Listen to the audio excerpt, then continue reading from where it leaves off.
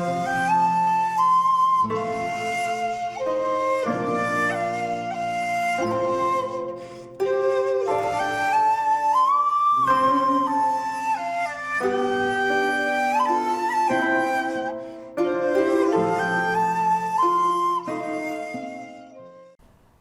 there, this is Solitary Ronan from Solitary Ronan Films, and welcome to part 9 of my Joseph Losey season.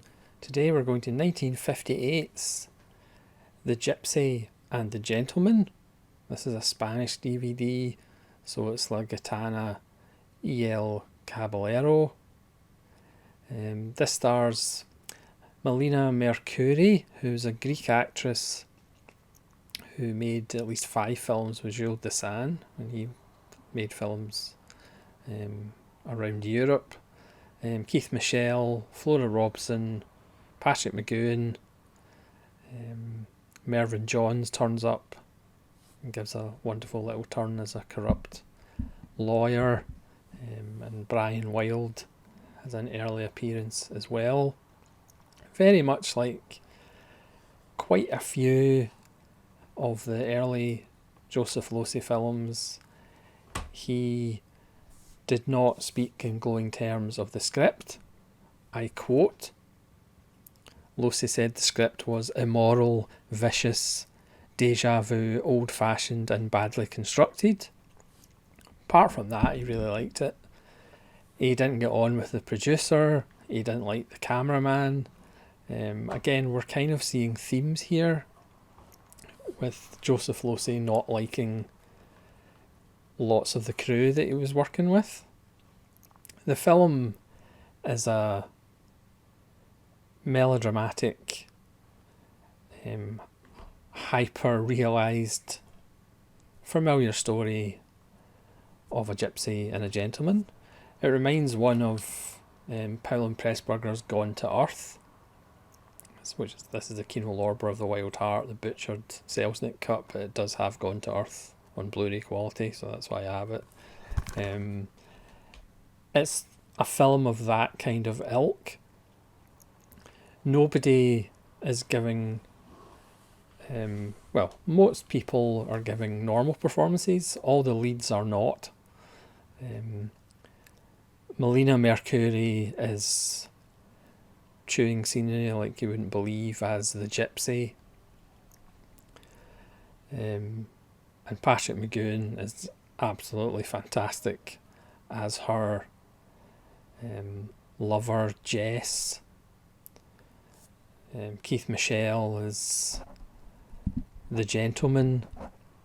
He's a sir, but he doesn't really own the land. He's up to his neck in debt.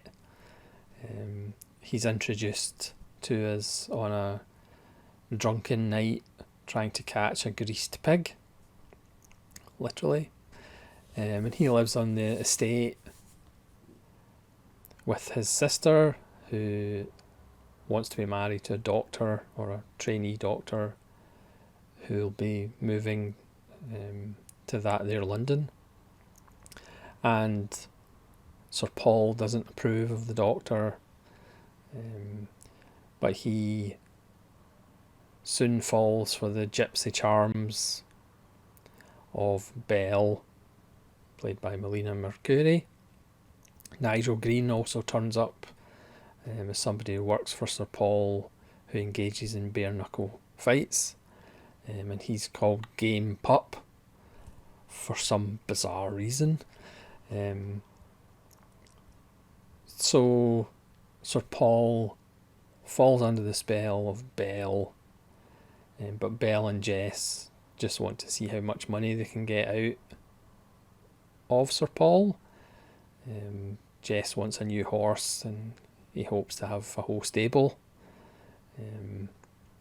So Belle and Sir Paul get married, much to the chagrin of his relatives and of the townsfolk.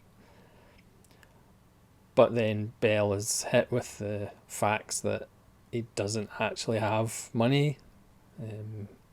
He's in debt, which doesn't please her. But we're introduced to Mervyn John's character, who's a lawyer who turns up and says that Sir Paul's aunt has died in Europe, and his sister Sarah will get all her money if she marries before she's 21. But then Paul and Belle and Jess all take part in this plot to tell Sarah that she has to wait until she's over 21 when she's married to get the money. Her husband to be the doctor, he doesn't want the money, so he wants them to get married as quickly as possible. And then Jess, at the request of Belle, and really at the request of Paul, even though he tries to deny it and feels guilty about it, hatch a plot to keep Sarah apart from her betrothed. So she'll end up getting married after the age of 21, which means all the money will go to Paul, and therefore all the money will go to Belle and Jess. So again, it's fairly bog standard melodramatic stuff, but as much as Losey didn't like the script, again, he makes the leads all play up to 11 out of 10 on the chewing scenery meter, and it's just a whole load of fun, even though it probably shouldn't be. We also get Flora Robson, who is a famous actor, and her red hair is literally called the Legend, because she's famous for her red hair. And she is friends with the doctor, and she is on the doctor's side, and she wants to help out. So she gets in on the act, because at some point they end up in a madhouse, and she has to pretend to be Sarah's aunt. She's a famous actor, so obviously she must be able to get away with it, right? So the whole film has this heightened reality. It's shot in really lurid technicolour. Again, there's wonderful lines in it, like, there are depths beyond this degradation, you'll find them, and tell me about your mother, your first love, and the classic, I was only half bad before I met you. It's ridiculous. At one point, Patrick McGowan and Belle are riding very fast on a coach. It's also a process shot, but they're going full maniacal gothic horror laughter, which leads to a wonderful stunt. Again, it's a film that shouldn't be this enjoyable, but it's probably just this enjoyable because it's barking. Again, because it's a fairly familiar story, but Losey just injects it with a nice measure of heightened ridiculousness. There's some nice shots through the spokes of coach wheels. On the grounds, there's a Chinese temple which comes into play, which again is another bizarre touch. It was written by a woman called Janet Green, based on a novel, believe it or not. And obviously the Gypsy, Belle's character, who wears red for most of the film, obviously represents sex, and his Paul's sister is obviously in virginal white the whole film.